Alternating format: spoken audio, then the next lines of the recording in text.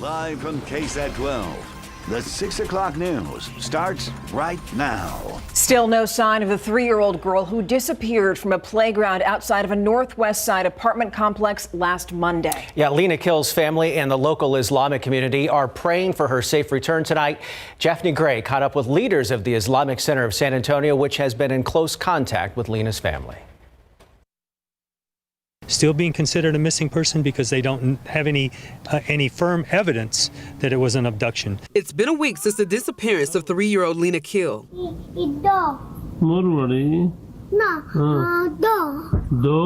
Lena's parents reported her missing Monday evening after she vanished while at the playground of the Villas del Cabo apartment complex on the Northwest Side. This incident that happened with little sister Lena, this is a first for this community. We've never been touched like this before, and so I think that this has energized everybody.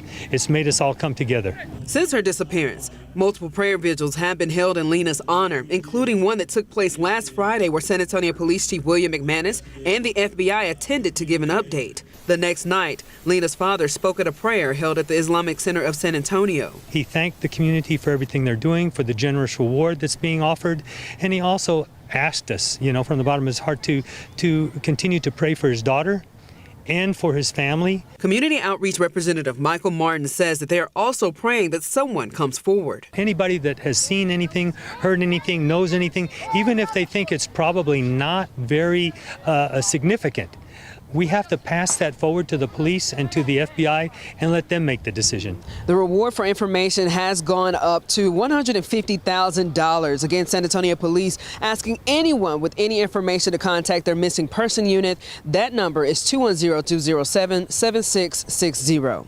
Japhanie Gray, KSAT 12 News.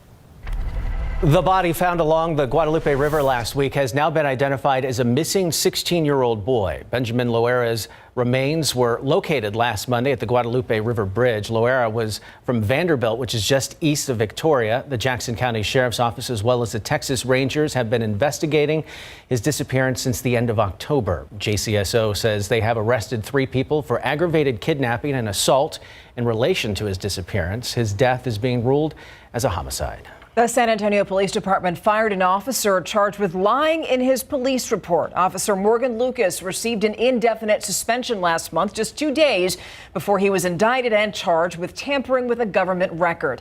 Now, that charge comes all the way back from an incident in November of 2019 during a traffic stop on North Hamilton. Documents show that Lucas manually turned off his body camera and the patrol car's camera. Investigators also determined that Lucas lied about not chasing the car during the traffic stop. So now Lucas faces up to a year in jail and up to a $4,000 fine.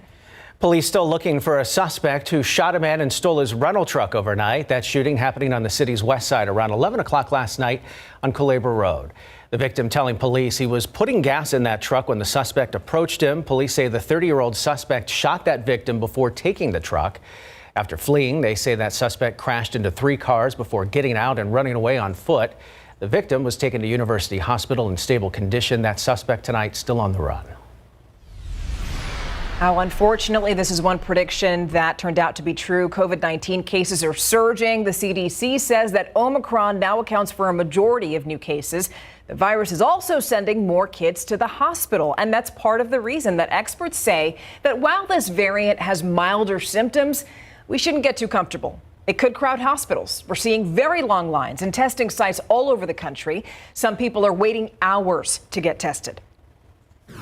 And I know the lines have gotten very long in some states. That's why I ordered FEMA to set up pop-up sites in places with high demand to shorten the wait. Now, here's something else. Omicron is also leading to staffing shortages. In New York, about 19% of city workers called in sick on Christmas. Meanwhile, a shortage of at-home testing kits is creating a bit of a bottleneck for those who gathered socially over the holidays and now need to know their status before returning to work or traveling back home. Websites and stores are reporting supply chain and distribution issues getting those kits stocked on store shelves. That's resulted in long lines for in-person testing, and appointment-only sites say they're all booked up too. It's a development that worries healthcare providers. It's very frustrating, particularly now since the recommendations are probably more frequently that we should be testing even than previously, because that offers some useful information. And there's another shortage you need to know about, too. The state has run out of a specific monoclonal antibody, the only one that has proven effective against the Omicron variant. It's another distribution issue that may be cleared up within the next few weeks, but for now, those with appointments for treatment will be contacted for rescheduling. Now, perhaps a bit of good news on the COVID front. Volunteers from across the globe are coming together to create one of the largest supercomputers in the world, one that may hold the answers to Alzheimer's disease, cancer, macular degeneration, the Ebola virus, and even COVID-19. It's pretty exciting stuff. Ursula Perry introduces us to some of these citizen scientists, and they're joining school kids, gamers, even pro athletes. They're using their personal computers to get to the root of the problem. Greg Bowman is the man behind one of the largest computer crowdsourcing networks called Folding at Home. He's looking to cure diseases, including his own. My interest in proteins really stems from a childhood experience of losing most of my vision to a juvenile form of macular degeneration. Bowman's eyesight has been fading since second grade. Although legally blind, Bowman is studying proteins, something so small that nobody can see them. These are the molecular machines that perform most of the active processes associated with life. Breaking down a single protein can take even the most complex computers a lifetime. So, from his office at Washington University, Bowman is using millions of computers around the world to do the work. What we've done is devised ways to break these essentially intractable problems up into completely independent pieces that we can send out to many thousands of people to run in parallel. Folding at Home aims to understand how proteins move and fold into their proper shapes to keep our bodies running. 4 million people from every country in the world are helping, though, to find the answers. It's kind of like a synergy, like each on their own independent wouldn't be able to achieve what they could achieve when, working together towards the same common goal. The more computers you contribute, the better, but anyone can help accelerate the simulations that we're performing. Many large corporations are jumping on board and helping out with this project. They include Microsoft, Amazon, Oracle, Cisco. They're all using their computers to fold. And in doing so, they're creating more raw computer power than 500 of the biggest supercomputers in the world combined. If you would like to join in, this is the website to sign up on, foldingathome.org/start folding. Ursula Perry, KSAT 12 News. The South Texas Blood and Tissue Center has been battling low blood supply levels this year, and although they have hosted several events this month, they have not been able to meet their goal quite yet. The Blood Center still needs to see about 200 more donors a day to be able to rebuild and sustain its blood supply. Blood is needed in many situations, including to help trauma victims, for surgeries, and cancer patients. Right now, the South Texas Blood and Tissue Center has about a 2-day supply, or less than 2-day supply of overall blood, and less than a half-day supply of type O blood, which is the blood most used. This holiday season, the Blood Center is not slowing down. It will continue to host drives and offer incentives to donors. They have partnered with Santikos and will be hosting blood drives this weekend. And next month, the center will be giving away free ice cream and shirts when you donate. Now, taking a look at statewide headlines, police in Garland are looking for the suspected gunman in a deadly triple shooting. This happened late last night at a Texaco convenience store. Investigators say that a white pickup truck pulled up to the store. A man stepped out of the passenger side of the truck with a gun and then just started firing into that store. He and the driver left the scene. 3 unidentified men were killed. Another male victim was taken to an area hospital, and he is now in critical condition. Nothing to this magnitude has occurred here. So this is a shocker to us, especially being so close to downtown Garland. So this is one of the things that it's alarming. But anytime a person's life is taken, it's alarming for us. It's a tragedy, and we're going to do everything that we can to find out who did this so we can get them off the streets. What they're also trying to do is figure out a motive, but they say that one of the victims may have worked at that store. Sarah Weddington, the lawyer in the landmark Roe v. Wade case, has died at the age of 76. A former student says Weddington died in her sleep at her home in Austin after battling health issues for quite some time. Weddington graduated from the University of Texas School of Law back in 1967. Just 5 years later, she successfully argued for legal abortion in front of the Supreme Court twice. Weddington went on to serve in the Texas House of Representatives and later as the general counsel for the U.S. Department of Agriculture. And now let's take a live look outside right now. Live look. South side camera right now. Looks like 72 degrees right now, but here's the thing. We should not be getting too comfortable with these warm temperatures, right, Adam? Oh, there's going to be a change, but we need some patience for that change. If you don't like all this warmth, then just wait until the weekend. That's when things are going to change. But the rest of this week, it's going to be very similar, more of the same. I do want to point out aquifer down just a little bit. We're about 3.5 feet below average for this time of year, but the pollen count, we know it's mountain cedar season. It's high at 5,600, mold high as well at nearly 1,400. And usually we have to deal with this mountain cedar until we get to about Valentine's Day. 63 Bandera, Kerrville, 62 degrees, 72 in Castroville, 78 in Seguin, still 80 in Pleasanton, but temperatures overall falling down into the 60s later this evening. 10 o'clock will be around 67 degrees in San Antonio. More fog and dampness to start the day tomorrow. And we'll talk more about that cold front and what it means to temperatures in just a bit. This SA Salutes holiday greeting is brought to you by Bob Mills Furniture. To all the San Antonio military families, I'm Bob Mills, wishing you a Merry Christmas and thank you for your service. Tonight on the Night Beat, we're going to show you a 250-year-old irrigation system that helped establish the missions and continues to feed our community. Seniors from high schools in our area are enrolling in EMT classes so they can graduate with their certifications. I'm Lee Waldman. Tonight on the Night Beat, we're seeing how many are enrolling in the workforce.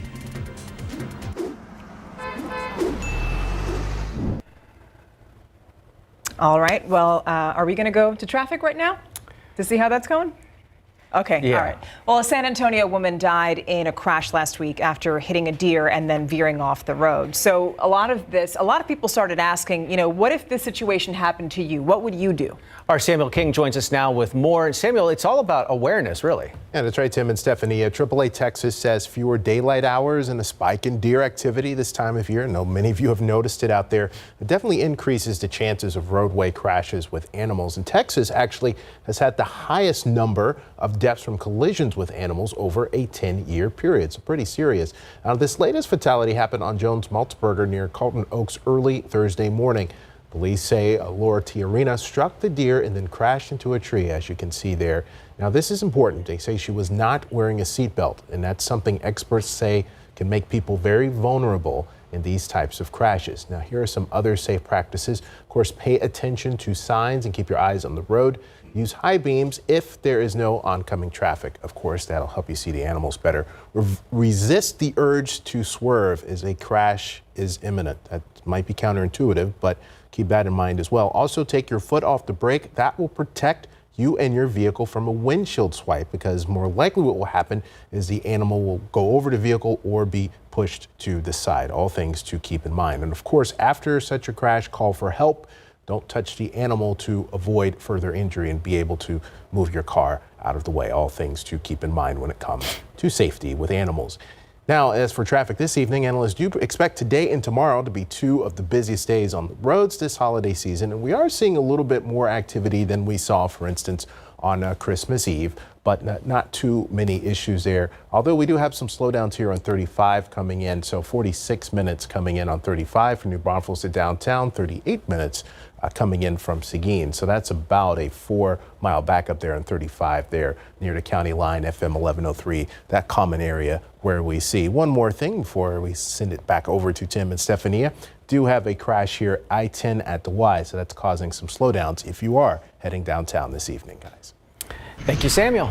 Now let's take a live. Well, we're going to go outside right now. We're going to talk to you about what we should expect. 71 degrees right now, not too shabby. A lot of activity going on downtown, Adam. We've got the Alamo Bowl pep rally happening at the Arneson River Theater. So lots of people out there tonight. Yeah, they're out there and they're in shorts and short sleeves if they want to be. It's A-OK, especially with that humidity in place. You're going to be uncomfortable wearing a jacket, even though we're just after Christmas here. Our high temperature today, 77 degrees. The average high is 63, obviously well above that. And even our morning low temperature, even more above average. 60 was our morning low. The average is 41. So clearly we're running well above average, and that's going to remain the trend the rest of this week. But if you don't like it, Just wait until Sunday. That's when you'll notice the changes. Pleasanton made it to 86 along with Cotulla. Gonzales, New Braunfels, 82. Not quite as warm in Kerrville and Uvalde, mid-60s, because the morning fog and low clouds lingered there a bit longer. Take a look at the high temperatures across the state.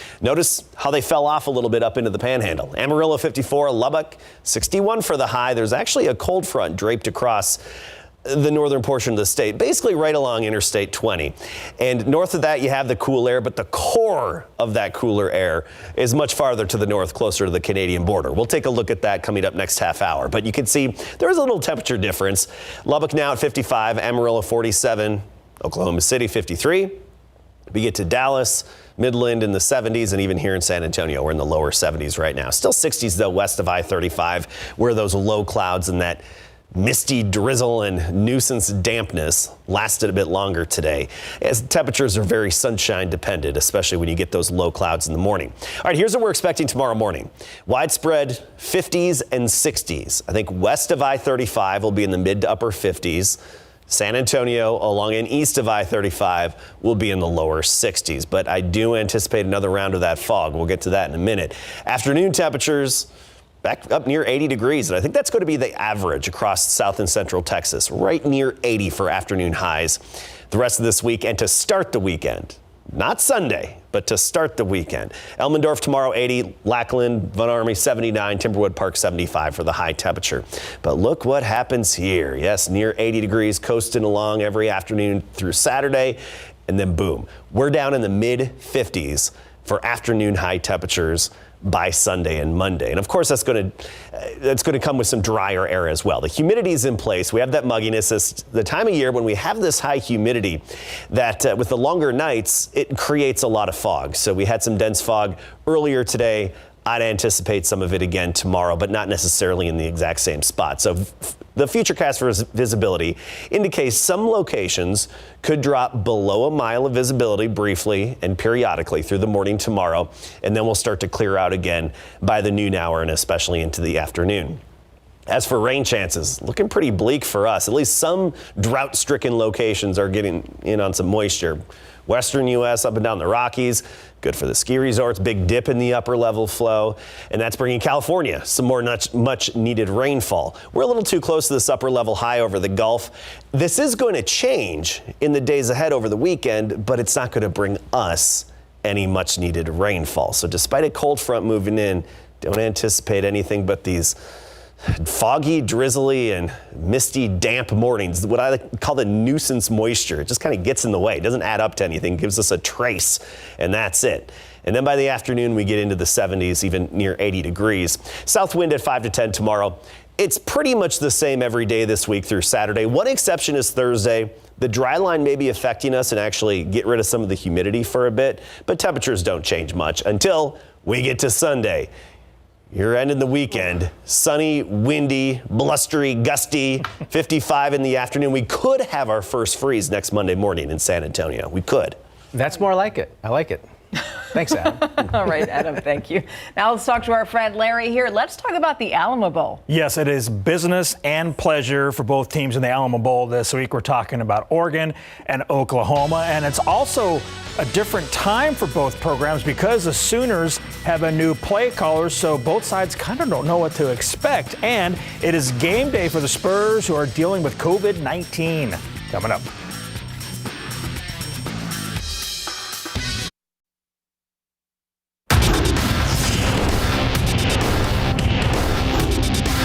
DJ, Derek, Trey, they're all amazing point guards. I got trust in them that, they're going to get everybody involved.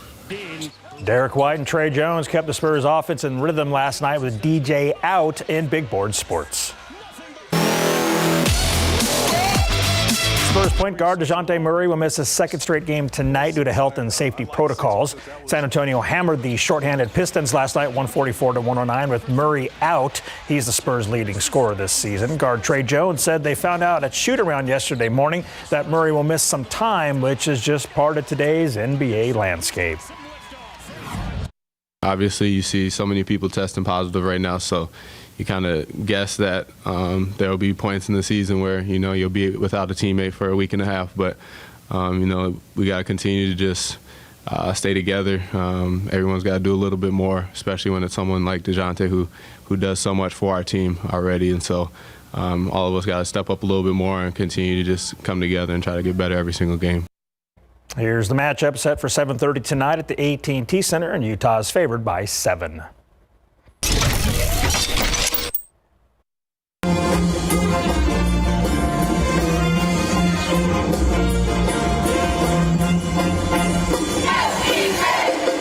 Fans of Oklahoma and Oregon hit the Arneson River Theater on the Riverwalk to cheer on their guys. The Rico's River Rally started at 5 p.m. and is one of the events that make the Valero Alamo Bowl unique and awesome. Definitely an event both sides will never forget. Now, before the River Rally, Oklahoma Sooners held practice at 11:10 this morning at the University of the Incarnate Word.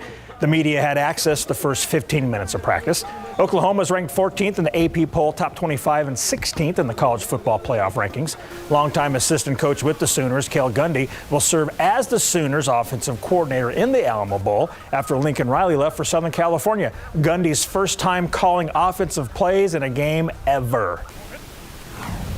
You learn a lot, and obviously I've been around several offensive coordinators and coaches who've called games. So, we got to do what's best in the strength of our football team, and that's what we're going to do. I'd love to be able to elaborate on that to you, but I just can't do that. You'll just have to wait and see in a couple of nights. But we're going to play to our strengths, and whatever is best for our football team that's the decision that myself and the other offensive coaches who came together have really helped me in this situation. The Oregon Ducks held practice at Trinity University this morning at 11, where the media had 15 minutes to shoot as well. The Ducks are number 15 in the AP poll, top 25, one spot below OU, but they're ranked 2 spots higher than Oklahoma in the CFP at number 14. Oregon's defense isn't sure exactly what Oklahoma's new offense will look like under Gundy.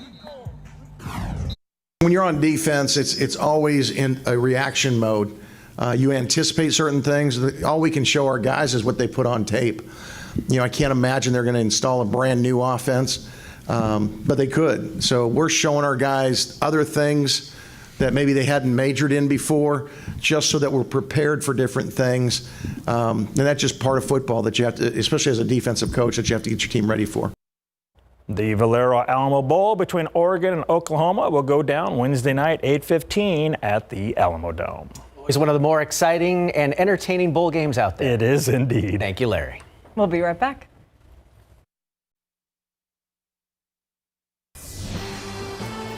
To Colorado now, and the fallout over that 110-year prison sentence given to a truck driver who caused a deadly pileup back in 2019 that killed 4 people and injured several more. So now a judge is hearing a request for a reduced term that ranges from 20 to 30 years behind bars. And this is coming after several protests and millions of people signed an online petition supporting a new sentence. ABC's Morgan Norwood has the latest from Los Angeles. After nationwide outrage, a Colorado judge now considering the district attorney's request to lower the 110-year prison sentence given to Rogel Aguilera Mederos for an explosive crash that killed 4 people and injured several others in Denver in 2019. I understand and appreciate the frustration of those wanting an immediate result. I do. But I ask for your patience as we take steps provided for in law as we consider a new sentence. Today's hearing comes after the district attorney Alexis King said she would seek a sentence that ranged between 20 to 30 years in prison, calling it a sentence that reflects, quote, an appropriate outcome for Aguilera Mederos' conduct. The DA's motion in response to these calls for justice belted out from the steps of the courthouse. They're echoed by nearly 5 million people who signed an online petition asking for his controversial sentence to be reduced. But Gage Evans, whose husband died in this fiery pileup, believes the court made the right decision. For people to recognize that that he was responsible for killing my husband gave me the chance to breathe. Mederos claims his brakes failed in the moments leading up to this crash in 2019, causing him to lose lose control of his semi-trailer and slam into dozens of stopped cars. But prosecutors argue he was going nearly twice the speed limit for commercial vehicles just before the crash. A jury finding him guilty on 27 counts, the most serious charge being first-degree assault. The judge saying he wouldn't have chosen this lengthy sentence, but his hands were tied by state laws, which carry mandatory minimum penalties for certain crimes and require some sentences to be served consecutively. And a Colorado judge has scheduled Aguilera Medeiros' resentencing hearing for January the 13th. Morgan Norwood, ABC News, Los Angeles. A 14-year-old has been charged with shooting a police officer in North Carolina. The Charlotte-Mecklenburg Police Department reports that the officer was shot while investigating a car break-in. Officers arrived to an apartment complex in East Charlotte, confronted the suspect, and then after chasing the teen allegedly shot one of those officers. The officer is expected to be released from the hospital, and police say the teen is being charged with attempted murder of a police officer and robbery. President Joe Biden signing the annual defense funding bill into law today. The National Defense Authorization Act cleared Congress earlier this month. This year, the bill authorizes $770 billion for the Defense Department. It also outlines the policy agenda for the department and the military. The measure also includes changes to the military justice system to revamp how the military deals with sexual assault and harassment. There's also a 2.7% pay raise for military service members and Defense Department civilian employees. Now, we all know this. Being a new mom means dealing with a million changes all at once, and so many women have a difficult time adjusting to that new role. In fact, one recent study found that 1 in 7 women may experience postpartum depression in the year after giving birth. As Erica Hernandez tells us, there are ways to make that transition smoother for first-time moms. Watch. Having a baby can bring lots of joy and lots of sadness. Just ask Natasha Williams. I went from being excited to being ashamed. Natasha was diagnosed with postpartum depression. I felt like I was letting my son down. I didn't feel that I was a good mom. While you've probably heard of postpartum depression, experts now have a name for the ups and downs first-time new moms feel. It's called matrescence. It's essentially a term that describes what happens to a woman's psychological development when she becomes a mother for the first time. You expect to be happy, but changes in your body don't let you control the way you look or feel. There are ways to help combat matrescence. First, try to let go of expectations. Next, make a plan for getting help. Ask your partner, family members, or close friends how they could pitch in with the baby and come up with a schedule if possible. Also, daily exercise can boost endorphins and help you feel better. And if you experience depression or anxiety, be sure to see a professional. Experts also say it may be a good idea for new moms to stay off of social media if it's a trigger. Sometimes seeing posts from others about all the things you can't do can make you feel worse. Erica Hernandez, KSAT 12 News. Still ahead on the 6 o'clock news, the Omicron variant is continuing to delay thousands of flights, how travelers across the U.S. are reacting, and the new recommendations being made. That's next.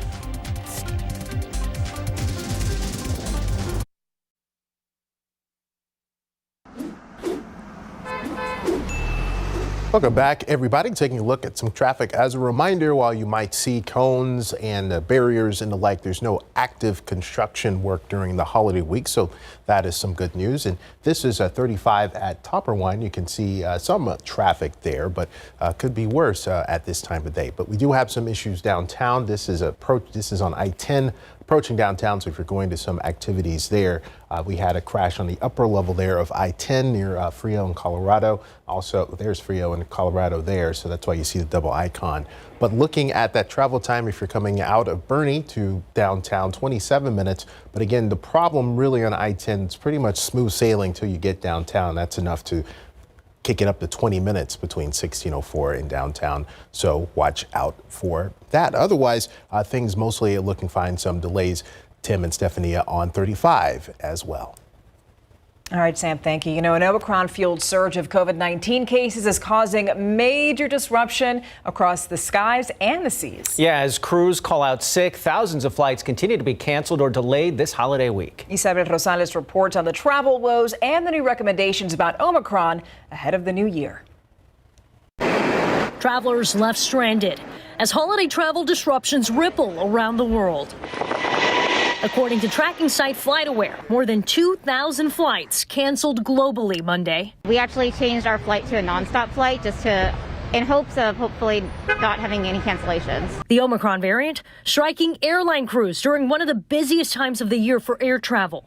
By sea, at least 4 cruise ships denied entry from ports this week or prohibited from disembarking after positive COVID-19 cases aboard. When you're at sea, you can't go anywhere or get off the ship, so it kind of felt like we were kind of trapped, not knowing how many people had COVID. Demand for COVID-19 tests is soaring. I'm supposed to work this entire week, so I want to make sure that I do have the knowledge that I'm positive if that's the case. But availability, a challenge, as some pharmacies and test sites have run out. Daily case rates in the U.S. have surpassed Delta's surge, while hospitalization numbers remain relatively low. Omicron is a source of concern, but it should not be a source of panic. Doctors expect the Omicron surge to grow in the U.S. Looking ahead to New Year's Eve, medical experts say small gatherings of fully vaccinated people are safe. But when you're talking about a New Year's Eve party, we have 30, 40, 50 people celebrating. You do not know the status of their vaccination. I would recommend strongly stay away from that this year. In Washington, Isabel Rosales. Let's take a live look outside with live cam. You know, it looks nice out there, but it just has not felt all that Christmassy. Yes, exactly. No winter wonderland around here this time. No, not at all. 70 degrees right now, Adam. Yeah, this whole month of December, well above average. And I'm going to go take a look at those statistics here and share them with you coming up in a few minutes. 73 degrees right now. By 10 o'clock, we'll be 67, midnight 65. And then tomorrow morning, we'll start close to 60 degrees, so well above average. We'll talk about what temperatures do with our next cold front, which is on the horizon in just a bit.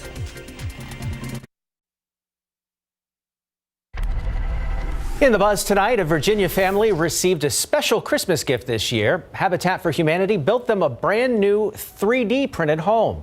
The 1,200 square foot concrete house was built in just 12 hours. It has 3 bedrooms and 2 full baths. This is crazy. I love this story. So Habitat for Humanity Peninsula and Greater Williamsburg worked with a 3D printing company for the project. And they say the house's concrete can actually withstand natural disasters. I would love for them to break down which ones exactly they're talking about. Now, the family also received a personal 3D printer so they could reprint anything that they'll need, like an electrical outlet or cabinet knobs. Very I'd love cool. to have one of those. That's crazy. Okay, so if you notice the crowds while you were out shopping, you're not alone, because MasterCard released a new report showing that U.S. retail sales rose 8.5% year over year between November 1st and Christmas Eve. I try to avoid all those crowds, but the credit card company also found shoppers were out earlier this year, and many turned to brick and mortar stores. According to the report, in-store sales during the holiday period jumped more than 8% compared to last year. Still, online shopping saw significant growth, accounting for nearly 21% of total sales over the holidays.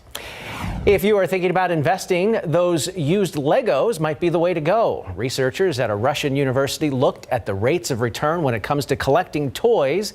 They found high-value collectibles proved to be a better investment than gold, art, or even financial securities. Wow, that study notes that retired Lego sets that sold on secondary markets actually saw prices grow by 11% every year. So that's faster than the rates for gold, stocks, and bonds. And according to researchers, those who invest in Legos long-term can yield positive results 2 to 3 years after retirement. I'd step on all kinds of Legos for it to be as worth as gold. Now, today celebrates an unappreciated traditional holiday food, and that is fruitcake, which is Adam Caskey's favorite. December 27th is National Fruitcake Day. And while the origin of the day itself isn't known, fruitcakes really go all the way back to ancient Rome. In the original recipe, Romans used pomegranate seeds, pine nuts, and raisins. Over the years, fruitcake makers added honey, spices, and preserved fruits. Many traditional recipes include liqueurs or brandy, but most mass-produced fruitcakes are alcohol-free, and I will not ever try one. No thanks. They're not that great, but something you usually have on the table during the holidays. And Adam, I know that you're loving it, so. Once is enough, right? That's not even a no thank you bite for me. Doesn't even get the Tim Gerber courtesy try, no. Oh, get ready for it to feel a little more seasonable out there in the days ahead. You need some patience, though. If you don't like this warm weather this time of year, You'll need some patience, but by Sunday, you'll notice a huge difference. So unseasonably warm and humid the rest of this week and even through Saturday. It's going to mean some more damp mornings, just with the nuisance fog, mist, and drizzle. Cold front hits Saturday night. And, you know, speaking of our temperatures this December, take a look at this comparison here. This is basically since the turn of the century. So far this December, our average temperature is 63.2 degrees. Well above any December, much higher than any December over the past 20 years. So yeah, it's not just you thinking, is this a little above average, this a little abnormal, at least even comparing to the past 20 years? No, it has been statistically significantly warmer, at least in our neck of the woods. There is some colder air off to the north, and we'll look at that in a moment. Kerrville, Fredericksburg down to 57, Uvalde, Carrizo Springs 61. Those are some of the cooler locations, but we're still 73, New Braunfels, San Antonio, and Gonzales. It took the clouds a long time, that fog and mist and drizzle in the morning. It took it a long time to really clear west of I-35. And that's the nature of this kind of weather pattern. We get that morning dampness, reduced visibility and fog, and then it's just a matter of how quickly we can clear out and where, which has a big impact on temperatures. Of course, the more sun you get, the warmer it's going to be. That's why we're only 60s west of I-35 today, but locally and eastward, 70s and 80s. There's a cold front off to our north, so we're 72 in Midland, but 55 in Lubbock. Amarillo at 47 degrees, and then as you keep going northward, those temperatures keep falling off. The core of the cold air right now is in Canada and parts of the extreme northern U.S. We're talking Montana and North Dakota, where temperatures are below zero right now. Here's the trend through the rest of the week. Our temperatures don't change much. Afternoons stay near 80, but that cold air dislodges and moves southward as we get into the weekend. The cold front hits us Saturday night. So we wake up to much cooler conditions on Sunday, and it's going to linger into the early part of next week as well. You look at the temperature forecast just in terms of afternoon highs, and we're coasting upper 70s, low 80s all the way through Saturday. And then, boom, the bottom falls out, and by Sunday, Monday, we're looking at afternoon high temperatures in the mid-50s. So we're starting the new year. At least we're going to be much cooler than average as we get into early January. Quite a contrast from what we've had most of December. Dew points are up, of course. We have that mugginess in the air. It's that time of year when we get that moisture coming off the Gulf of Mexico with the longer nights. There's just more opportunity to develop fog, and that's why we're seeing such a foggy pattern. Not just recently, but really the entire month we've had a lot of fog. But the dew points may take a little bit of a dive on Thursday. There are some indications that the dry line may just nose its way in a bit and sweep away the humidity briefly. So there's the potential for that. Otherwise, we're basically going to stay humid, generally speaking, up until that cold front hits, and the mugginess will drop off by Sunday. Here's the overall pattern. Activity still western U.S., parts of the Rockies, big dip in the upper level flow there. We're a little too close to the upper level high over the Gulf. And this is not the same upper level disturbance and upper trough that's going to be affecting us this upcoming weekend. It's a separate one that's going to dislodge that cold air and pull it southward. But foggy tomorrow morning, 63 at sunrise. Up near 80 in the afternoon with that sunshine. And again, the fog may take a little longer to clear in some spots than others, and that would affect your temperature. And then it's really just more of the same pretty much every day all the way through Saturday. But by Sunday, windy, sunny, 50s for an afternoon high. And then we could potentially have our first official freeze in San Antonio by Monday morning. Something to watch. All righty. Thank you, Adam. In case you missed it, coming up next.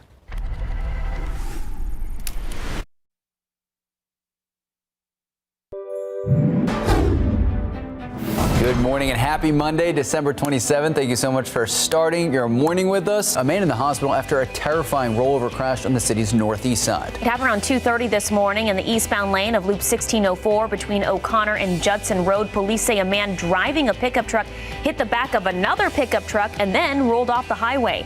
The driver in the truck rolled over is going to be okay, isn't in the hospital. The other driver was not hurt. At this time, investigators do not believe alcohol was a factor. We now know the name of the man killed in a crash on Pleasanton Road in far south Bexar County Friday night. He has been identified as 54-year-old Samuel Paredes. That's according to the Bexar County Medical Examiner's Office. Now, the Bexar County Sheriff's officials say that he died after being ejected from the front passenger seat of the vehicle. They say that car collided with another car. Emergency personnel worked to save him, but he passed away at the scene. New at 5, charges now upgraded for a man who caused a Christmas Eve crash that killed a pregnant woman's baby.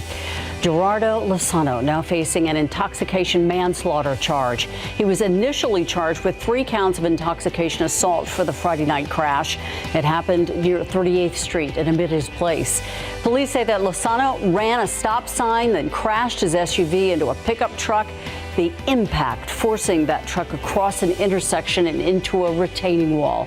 We have an update now on the search for a man missing with his 3 children. The Amber Alert has been called off for Jonathan Lucas and Ariana Wright. They've been found safe.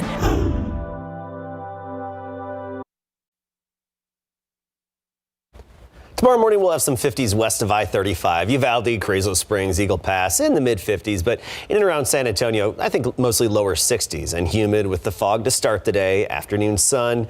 And we're looking at temperatures well into the 70s, even 80s in spots. Pleasanton about 82 the high, along with Carrizo Springs, Cotulla should hit about 85. The cool down, that doesn't come until Sunday, but you're going to notice it. Big temperature drop then.